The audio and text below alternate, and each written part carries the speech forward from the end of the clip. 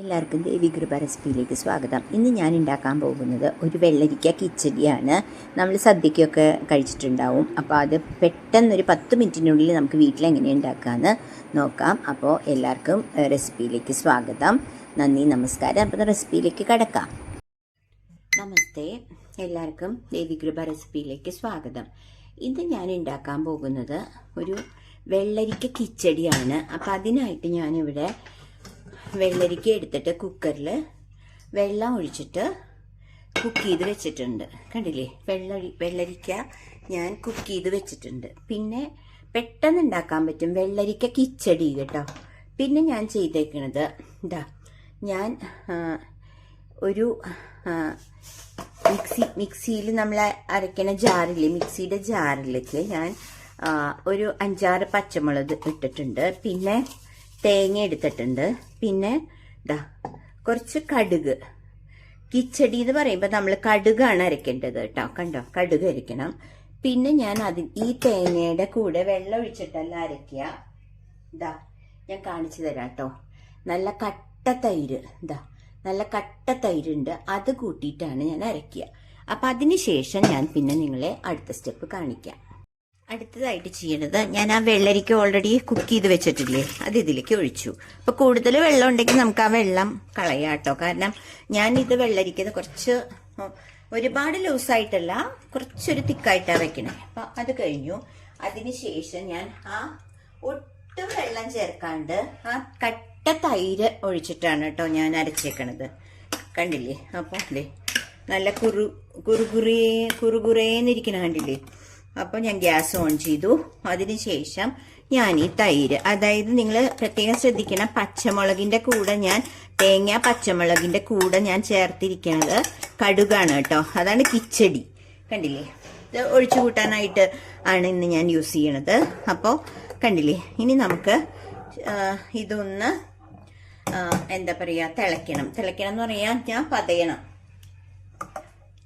അപ്പോൾ ഇതിലിപ്പം ഞാൻ ഉപ്പിട്ടിട്ടില്ല. വേവിക്കുമ്പോൾ, അതായത് വെള്ളരിക്ക വേവിച്ചപ്പോൾ കുറച്ച് ഉപ്പിട്ടു. അപ്പോൾ കുറച്ച് ഉപ്പിടുക. എന്നിട്ട് ഇതൊന്ന് പതയണം. അപ്പോൾ തിളക്കിയല്ല, ഒന്ന് പതയണം. അപ്പോൾ ഇതിൽ മഞ്ഞപ്പൊടി ഒന്നും ഇടാൻ പാടില്ല കേട്ടോ. വൈറ്റ് കളറിലാണ് ഇതിരിക്കുക.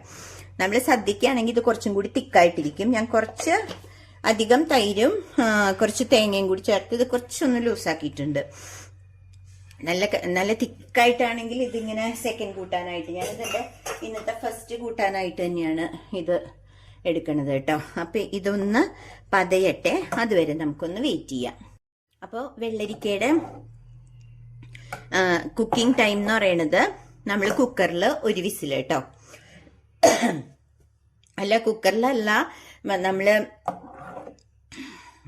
വേറൊരു പാത്രത്തിലിട്ട് വേവിക്കുകയാണെങ്കിൽ നമ്മളത് നോക്കിയിട്ട് ഒന്ന് പ്രസ് ചെയ്ത് നോക്കിയിട്ട് നമുക്ക് കുക്കായോ എന്ന് അറിയാം. കുക്കറിലാണെങ്കിൽ ഇത് കറക്റ്റ് ഒരു വിസിൽ. അപ്പം ഞാൻ ഇന്ന് കുക്കറിലാണ് ചെയ്തത്. എന്നിട്ട് ഞാൻ കുക്കറിൽ തന്നെ ഉണ്ടാക്കാം. ഞാനിപ്പോൾ സെർവ് ചെയ്യണ കുക്ക് ആൻഡ് സെർവിലേക്ക് മാറ്റിയിട്ടുണ്ട് കേട്ടോ.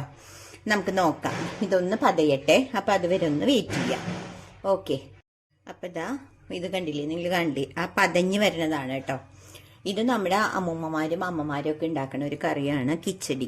അപ്പോൾ ഒരു വ്യത്യാസം എന്ന് പറയുന്നത്, നമ്മൾ തേങ്ങ അരയ്ക്കുമ്പോൾ കറികൾക്ക് ജീരകം ചേർക്കും. ഇത് ജീരകം പാടില്ല. അതുപോലെ നമ്മൾ മഞ്ഞപ്പൊടിയും ഇടിക്കില്ല. കറി വെക്കുമ്പോൾ നമ്മൾ തേങ്ങയുടെ കൂടെ കടുകാണ് അരയ്ക്കുക കേട്ടോ. അതാണ് കിച്ചടി. ഇപ്പം പതഞ്ഞ് വരുന്നുണ്ട്. അപ്പോൾ ഒന്നും കൂടി ആയ ശേഷം ഞാൻ ഗ്യാസ് ഓഫ് ചെയ്യും. അതിനുശേഷം നമ്മൾ ഇത് കടുക് വറുത്തിടണം. അതായത് കടുക്, പിന്നെ ഇതിൽ പച്ചമുളകാണ് കേട്ടോ ഇടുക. അരയ്ക്കാൻ ഞാൻ നിങ്ങളെ കാണിച്ചു തന്നല്ലോ. കടുകും മുളകും പിന്നെ കരിവേപ്പിലയും വറുത്തിടുക. ഇത്രയേ ഉള്ളൂ ഇതിൻ്റെ.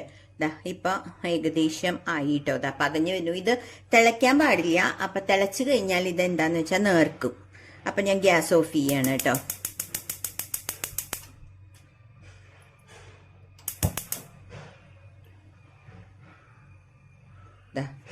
കണ്ടില്ലേ, ഇത് പതഞ്ഞു വരുന്നു.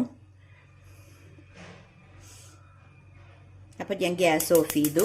അതിനുശേഷം ഞാൻ വറുത്ത് വെച്ചിട്ടുണ്ട് ഇവിടെ കേട്ടോ. കണ്ടില്ലേ, കടുകൊക്കെ വറുത്ത് വെച്ചിട്ടുണ്ട്. അത് ഇതിലേക്ക് ഇടുകയാണേ. കണ്ടില്ലേ,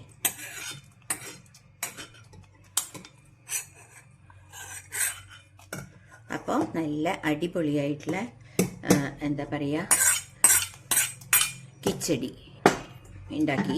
അപ്പോൾ എൻ്റെ ഈ റെസിപ്പി എല്ലാവർക്കും ഇഷ്ടമായെങ്കിൽ ഒന്ന് എല്ലാവരും ട്രൈ ചെയ്യുക. അതുപോലെ ഇത് ലൈക്ക് ചെയ്ത് ഷെയർ ചെയ്യുക കേട്ടോ. അപ്പോൾ ഇത് പെട്ടെന്ന് ഉണ്ടാക്കാൻ നമുക്ക് വളരെ ടേസ്റ്റിയാണ്. ലഞ്ചിൻ്റെ കൂടെ കഴിക്കാൻ പറ്റിയ ഒരു കറിയാണ്. അപ്പോൾ എല്ലാവരും ഇതൊന്ന് ട്രൈ ചെയ്തിട്ട്.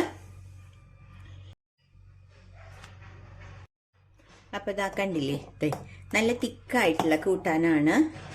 ഒഴിച്ചു കൂട്ടാനാണെങ്കിലും ഞാൻ വെള്ളമൊന്നും ചേർക്കാണ്ട് തൈര് ചേർത്ത് ഒഴിച്ചതുകൊണ്ട് നല്ല തിക്കാണ്.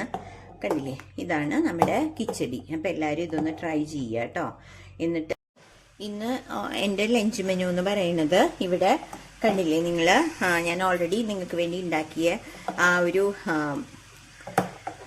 വെള്ളരിക്ക കിച്ചടിയും കൊപ്പയ്ക്ക തോരനാണ്. കൊപ്പയ്ക്ക തോരൻ ഓൾറെഡി ഞാൻ നിങ്ങളെ കാണിച്ചതുകൊണ്ടാണ് ഞാനത് കാണിക്കാഞ്ഞത്. അത് ഓൾറെഡി കുക്കിംഗ് ഒക്കെ കഴിഞ്ഞിരിക്കുകയാണ്.